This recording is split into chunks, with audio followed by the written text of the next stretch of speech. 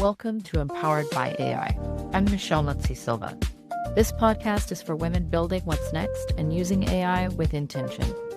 In Season 6, you'll hear from founders, educators, creatives, and builders who are actually using AI to think better, work smarter, and move with intention.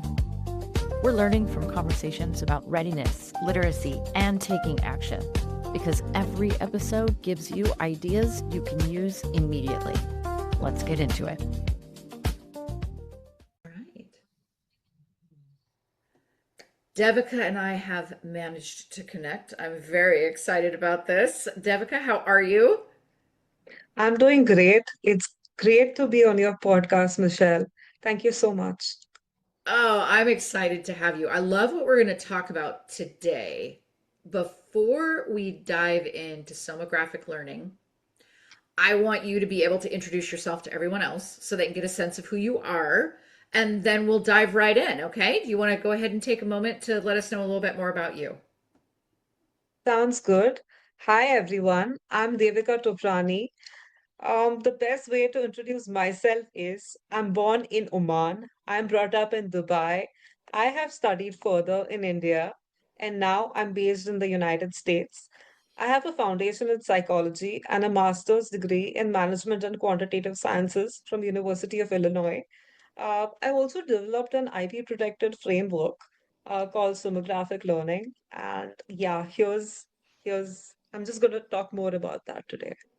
Awesome. She knows a thing or two because she's done a thing or two. Global experience coming our way. All right. Devika, I would love it. Check and see if you can share your screen, if that works out okay. And then we're going to be learning all about sonographic learning. So, for people who have never heard this term before, what is sonographic learning and what kind of problem is this solving when you developed this approach? Soma is the lived, felt body experience that influences how learning forms today. Uh, I'm a millennial. I have learned in the early 2000s, and learning today is very different. I have just completed my master's degree from University of Illinois, uh, and that's when I had a very nice but different experience where I studied with Gen Z. And that's when I realized that things are moving a little too fast for Gen Z. Um, the problem that I'm trying to solve is that, uh, here's some data on it. Researchers found that AI can impact 11.7% of US workforce today. And Indian surveys have also showed that 51% of Gen Z question the value of their college degree. And this is not something I'm personally saying, it's actually stats.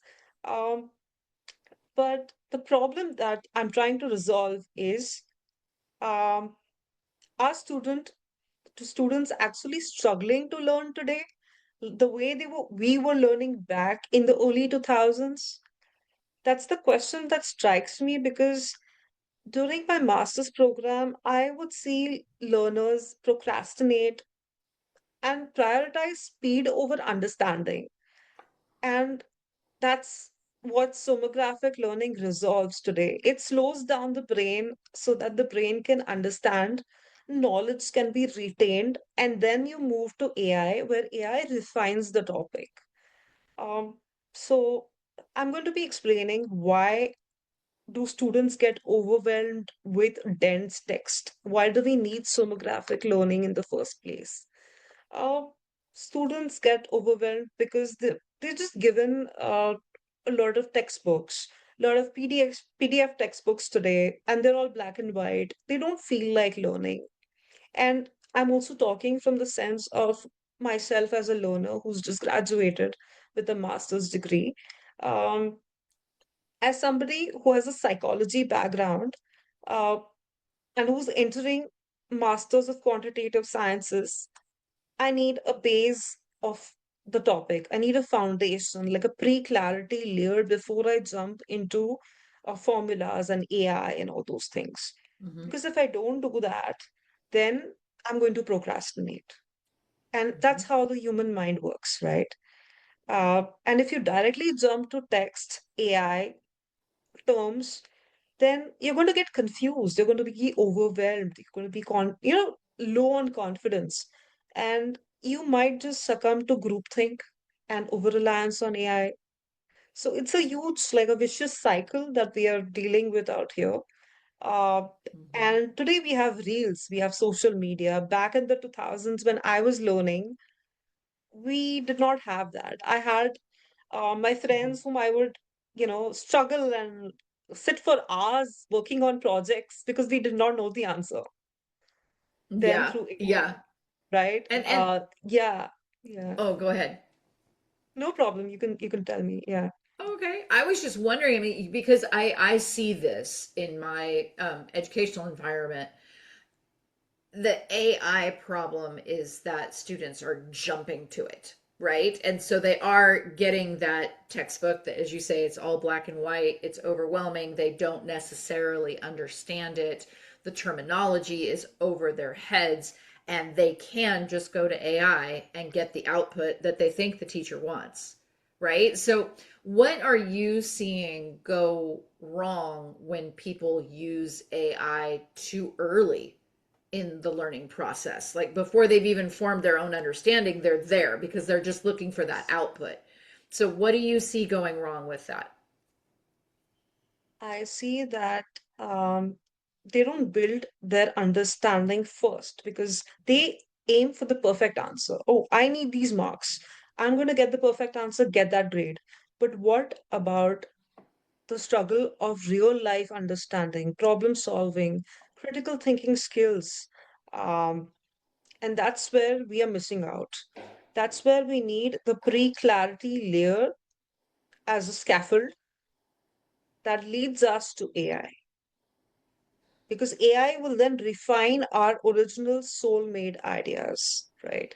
Uh, in terms of soul-made, Mm-hmm. I have a philosophy, personal philosophy. I don't know if this might resonate or not. I believe that learning is not AI made, it is soul made. Your ideas need to generate from you first. And that's what we are missing out. That's what I see going wrong with AI today. The ideas need to come from you, not AI. So Mm-hmm. yeah, that's Mm-hmm. that's the biggest reason why I built sonographic learning today. Okay. Yeah, yeah. And one more thing is the information in the world today is plenty. It's never ending. But what about the sense-making capacity of humans? Mm-hmm. Reels are 3 seconds long. Textbooks are 150 pages long. So there's a difference out there, that there's a understanding gap that needs to be resolved. And this is not something that has happened for the first time in the history of education. If we look back to the 90s, we had the calculators, Mm-hmm. and this had created a big problem then. But the difference is that history is not only repeating itself now, it is affecting our basic thinking and reliance. That's where things are getting a little more complicated in terms of learning. Mm-hmm. And yeah, and one more thing, we have platforms like Substack today. I'm Mm-hmm. also on Substack. I have this account called Soulful Learning with AI. But why is Substack gaining so much traction? It's because 55% of Gen Z is rejecting too perfect AI responses. They need that soul-made effort. They need that understanding. They're craving for that. And why are we taking that away from the learning process? Mm-hmm. That Right. is where I think we need learning by doing, learning by struggling before refining, right? So that's where I'm coming from. Uh, Mm-hmm. No, that makes sense. yeah, and sonographic learning focuses on the attempt, map, refine approach. where the learner attempts the tasks. Then, through their felt sense, because they are drawing it out, they are thinking of it through their lived experiences. They are mapping it out. What if the first attempt is not right while mapping? No, I'll do it again. I have to do it again.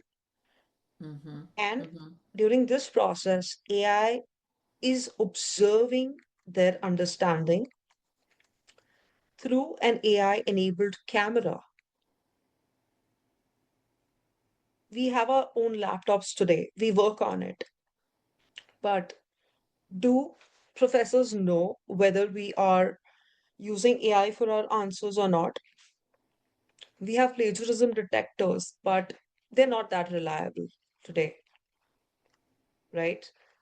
But sonographic learning is drawing, but then uh, we have an AI enabled camera that is recording the learner's drawing, the movements, the rhythm.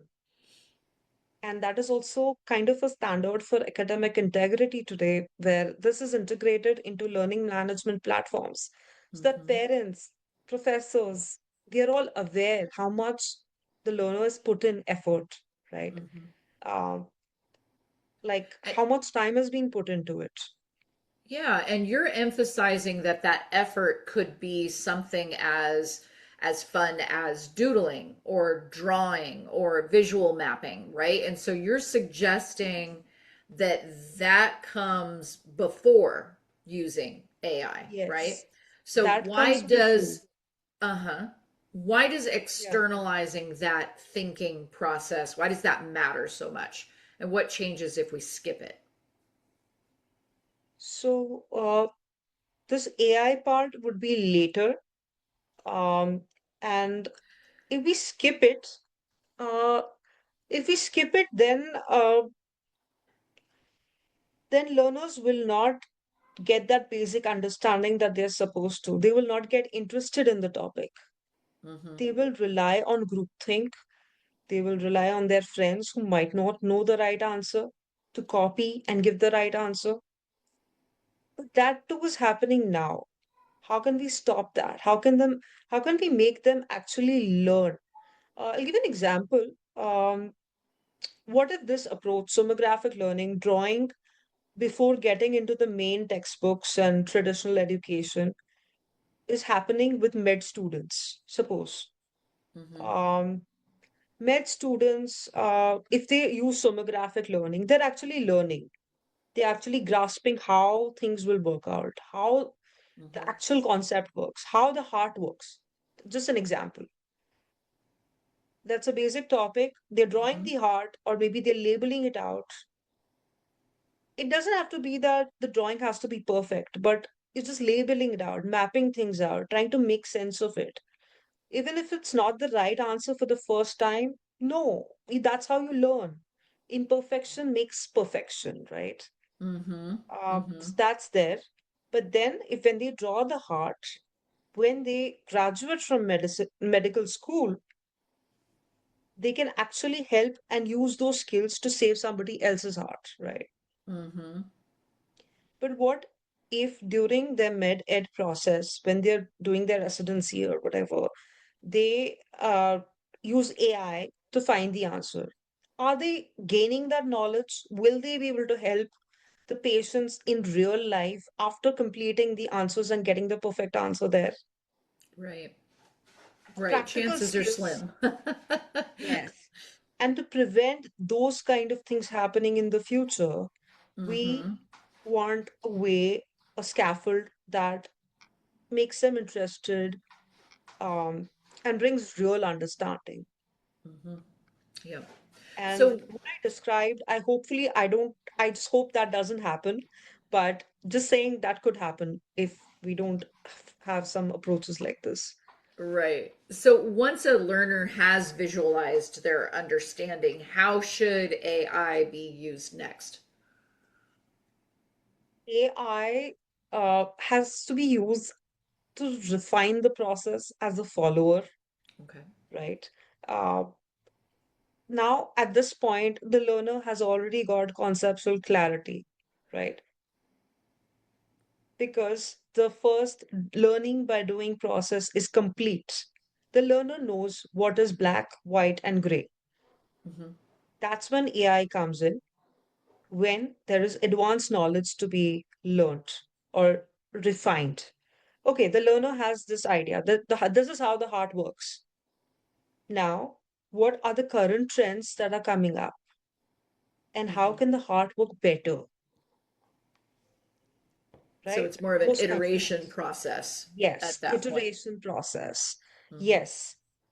And, professors can use this approach when they can use it anywhere, like whether they want to use it with their assignments, projects, teamwork, uh, anywhere. It's not as if it's specific to one domain, or it's not restricted. I also believe that the shape emotion grammar, which I have created, is a very important aspect of this approach. Um, I have researched that circle represents safety. We use Hmm. mindfulness today. Um, there's the attachment theory uh, for circle to represent safety. There are different aspects. I mean, there's a lot more in my presentation, but a square can represent structure, schema theory, cognitive framing. There are Mm-hmm. these different ways in which we think of cues and symbols, right? Mm-hmm. And that's how we can understand through lived experiences.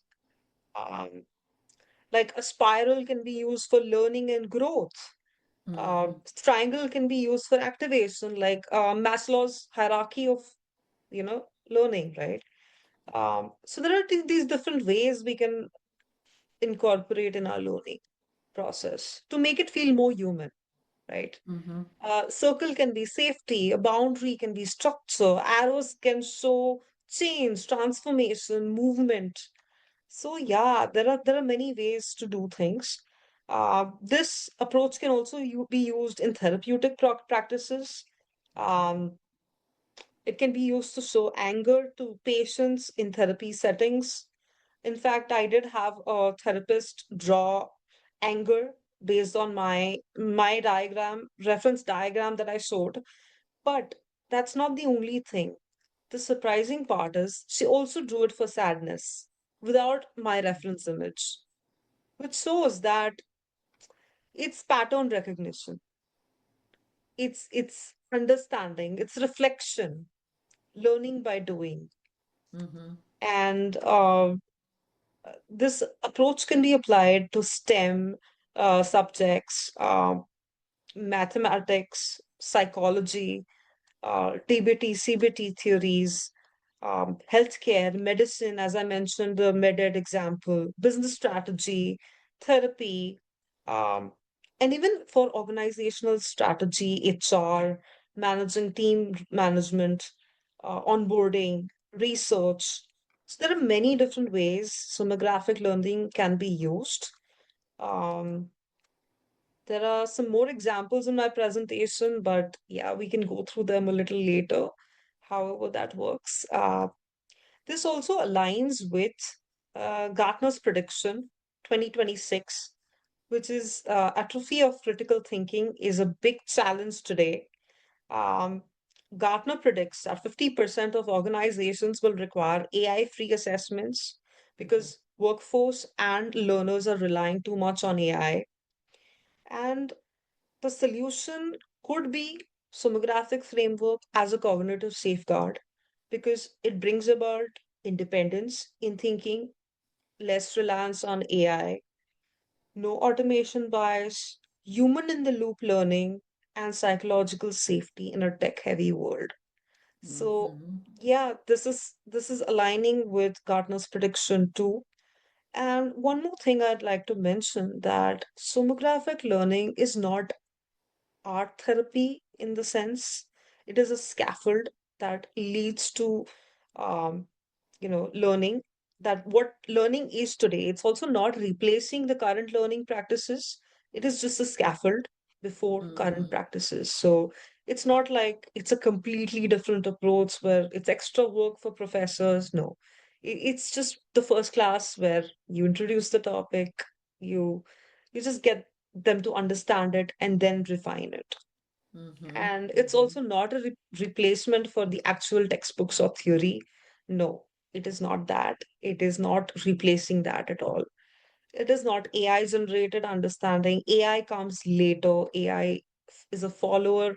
It mirrors the learner's actual understanding. And I'm always open to refinements if there's anything. It's under construction. It's not completely set in stone as Yeah. of today. Yeah. Well, if we're talking to someone who doesn't feel like they're necessarily a drawer, they don't doodle, that's not how they think. How do we help them incorporate this so they can get the most out of their iterations with AI? Uh, there are several people who don't like drawing, right? Mm-hmm. But if you go back to what I said about the shape emotion grammar, and that's the reason I created it, Mm-hmm. everybody can draw a circle. It's not like Mm-hmm. you have to be Picasso to draw that. These are universal symbols. Uh, a square, a Mm-hmm. triangle, a Right. spiral. These are So these basic are all shapes, right? mind mapping shapes, yes. And Mm-hmm. it's not as if you have to draw like you have to be the best artist in the room. No, art is not the focus out here. Learning and understanding is. Even if you Mm-hmm. scribble a million times, you know that that answer was not right. Your mind will think that, oh, what is the right answer? That's how Mm-hmm. it is. Yeah, It's the yeah. process, right? It's not It's a just the art, process. it's the process. Yeah, yeah, yeah. Oh, Devika, this has been fascinating. Thank you so much. If someone wants to connect with you to learn a little bit more about this, where would they find you?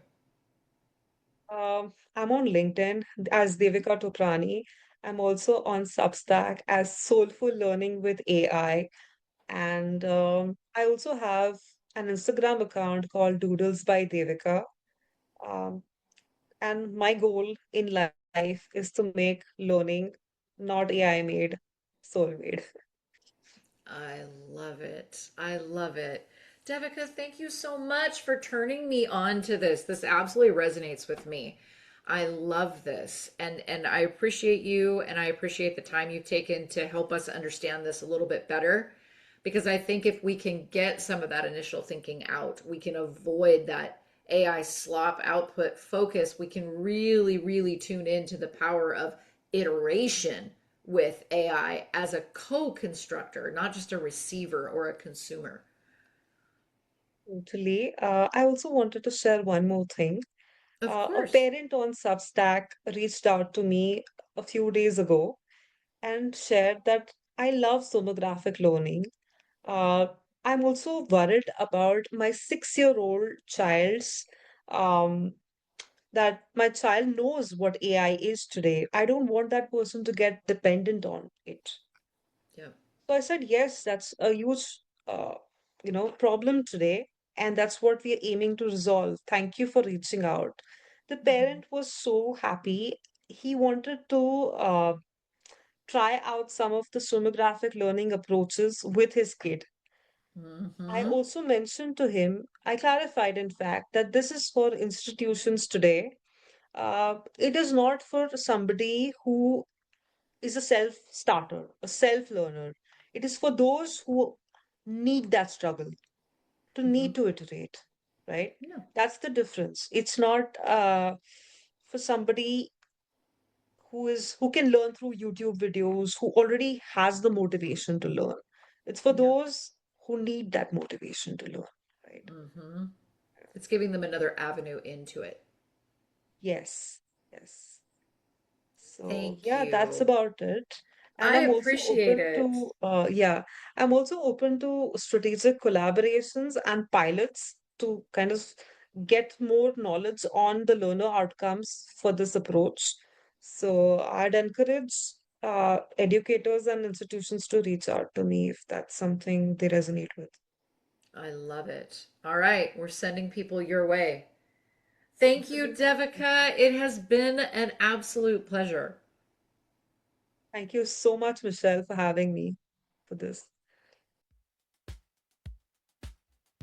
You've been listening to Empowered by AI, and I'm your host, Michelle Muncy Silva. If something from this episode clicked, don't let it stop here. Take one idea and try it out this week. And if you want to go deeper, head over to the Empowered by AI, the Slay Effect YouTube channel, where you can watch demos and walkthroughs from our guests today and so many others. Like, subscribe, and join us there so you don't miss out on what's coming next. All the links and resources are in the show notes. I'll see you next time.